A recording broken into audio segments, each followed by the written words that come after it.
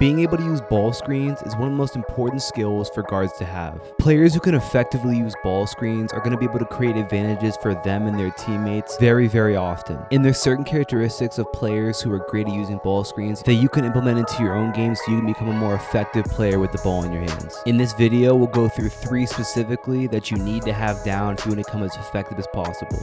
Let's get into it. The first area we'll cover is the ability to change your pace. All that this means is that you don't go one speed the entire time. A very common mistake that I see with players, especially younger players who are using ball screens, is that they're always going as fast as they can coming off of every screen. And there may be some times where you should go as fast as you can off of a screen, but if you do that every single time, it becomes much easier for the defense to guard you because they know what's happening. And also, it takes away some of the options that you have if you just are a little bit more patient or you slow yourself down. Varying your pace in general is a great skill to have, but it becomes especially important when using ball screens. We can take a look right here of the power of changing your pace.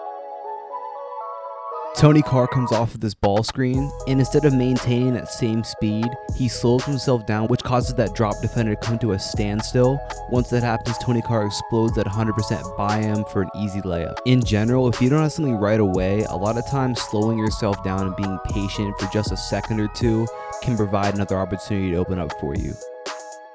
And not only does this create more opportunities for you to score as the ball handler, but it also opens up opportunities for the roll to score, as well as for driving kicks to open up.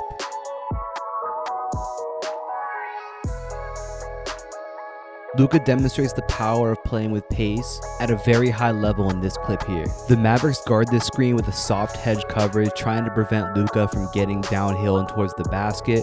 So this hedge defender stays until he's sure that Luka's guy is back to guard him.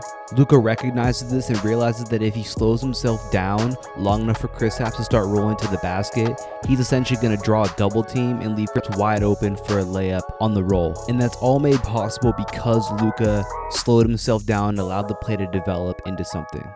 The next key area is the ability to be unpredictable coming off of ball screens. What this means is that you truly need to have a grasp of what you're trying to accomplish with that screen, how you can gain an advantage, and what the defender is expecting you to do so that you can catch them off guard. In this clip, Cassius Winston sees that the defense is playing ice coverage. It basically just means that they're going to try and not let him use his ball screen. So the defender jumps a little bit early to try and play that ice coverage. So Cassius Winston rejects the screen, which gives him an open lane to get to the basket. It's very important, especially for younger players, to understand that you don't want to be robotic and you don't want to just do the same thing every single time if there are better options available. Now that Winston has shown that he can burn the defense if they try and play this ice coverage early, next time he may have the opportunity to actually use that screen and then create another advantage for him or for his teammates.